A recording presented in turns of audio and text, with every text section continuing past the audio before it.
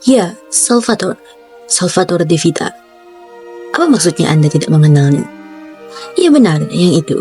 Saya ibunya. Ada yang tahu? Itu salah satu monolog dari opening film terkenal di Italia yang keluar pada tahun 1988 dengan judul Cinema Paradiso. Sì, Salvatore, di Vita Salvatore. Ah, ma come non lo conosce, signorina? Ecco, brava. E io sono la madre. Sto chiamando. Film ini bergenre melodrama yang disutradarai oleh Giuseppe Tornatore.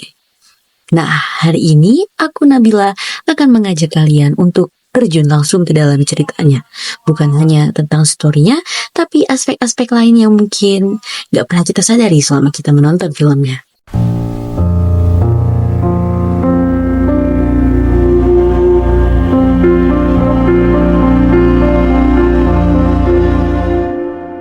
Film ini dibuka dengan dialog seorang ibu yang menanyakan anaknya tadi. Hanya dengan menyebutkan namanya, ini memberikan sebuah kesan bahwa setiap orang akan tahu siapa yang dia cari.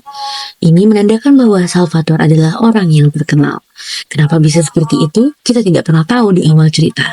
Maka kita akan mengenal Salvatore melalui film ini. Di awal film, diberitahukan juga bahwa Toto sebenarnya udah 30 tahun gak pulang ke rumah. Hal ini membuat kita sebagai penonton bisa berpikir kan bahwa wah, Toto ini adalah anak makin kundang, dia gak mau menemui ibunya.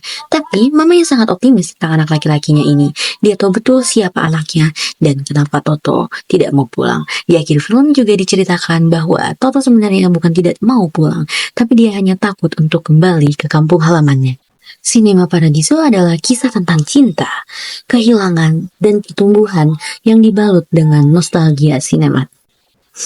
Kita diajak menyelami kehidupan Salvatore muda hingga dewasa, melihat bagaimana kehidupan dia yang berubah karena kecintaannya terhadap film.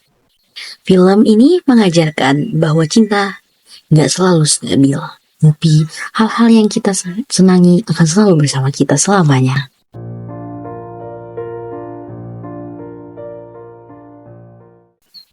Narasi Cinema Paradiso dibangun dengan struktur non-linear alias maju mundur. Cerita tentang Toto kecil diceritakan lewat kilas balik dari sudut pandang Salvatore dewasa.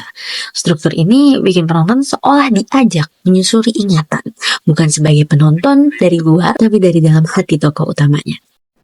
Kilas balik dalam film ini bukan cuma alat pencerita, tapi cara untuk menunjukkan bagaimana kenangan membentuk siapa kita. Tiap potongan masa kecil Toto, baik yang manis maupun yang menyakitkan, menjadi fondasi bagi sosok Salvatore dewasa. Dan fakta bahwa kita nggak langsung dikasih tahu siapa Salvatore di awal, justru memperkuat rasa penasaran dan kedekatan emosional kita dengan tokoh utamanya.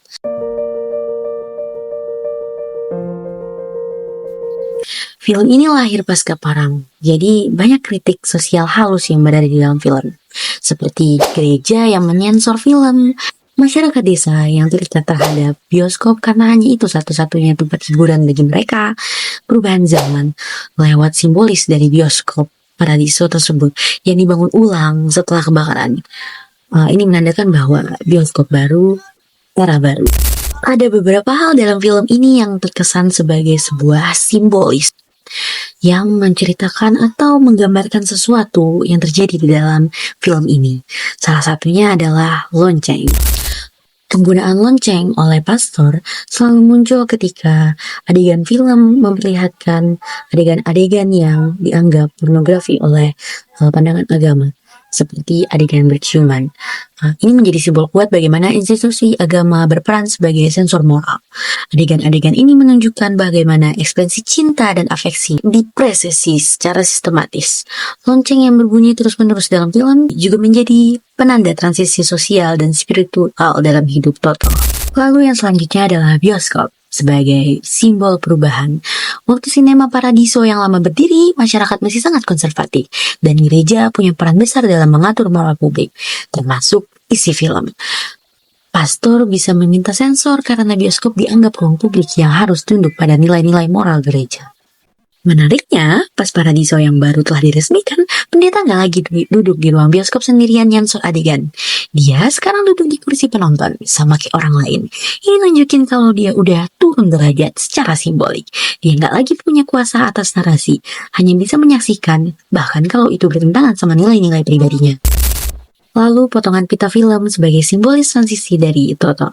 Sangat menarik ketika Toto yang kecil, yang nakal, memaksa untuk meminta potongan pita film dengan scene berciuman. Tetapi Alfredo malah membuat perjanjian bahwa potongan pitanya jadi milik Toto sebagai hadiah.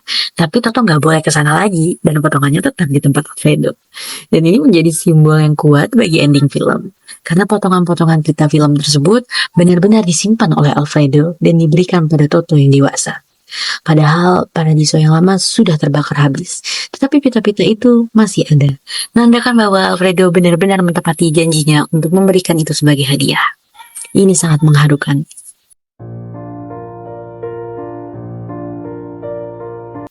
Kalau dari sinematografinya, film ini penuh warna nostalgia. Dari ton hangat desa kecil di Italia sampai close up wajah-wajah penonton di bioskop yang menunjukkan berbagai ekspresi. Tawa, sedih, kagum. Setiap shot dirancang seperti surat cinta untuk bioskop. Salah satu scene ciamik di film ini menurut saya adalah ketika film memperlihatkan kesibukan kota dari dalam gang kecil terus keluar dalam gangnya. Wah, itu sih sangat menarik buat saya. Setiap frame di film ini tuh disusun dan diambil dengan presisi gitu. Baik itu dari segi komposisi, pencahayaannya maupun angle kamera. Banyak adegan yang dipakai untuk menekankan sense of place. Kamera juga sering diam lebih lama di satu frame, membiarkan penonton menikmati ekspresi atau situasi secara utuh. Setiap shootnya tuh udah kayak dirancang buat menghormati keindahan sinema itu sendiri. Beberapa scene tuh kayak gini itu ngingatin saya sama film-filmnya Wes Anderson. Serupa lah ya dengan colorfulnya juga. Ya pokoknya film ini punya frame yang presisi. Kalau dari sisi audio, udah pasti film ini nggak bisa lepas dari musik Ennio Morricone yang megah tapi melankolis. Skornya bukan cuma latar, tapi ikut bercerita. Musiknya hadir seperti bisikan kenangan, mengalun lembut saat kenangan manis muncul, dan menghantam tepat di dada saat adegan perpisahan datang. Bahkan, heningnya beberapa adegan justru makin kerasa bicara, menandakan kehilangan yang tak biasa.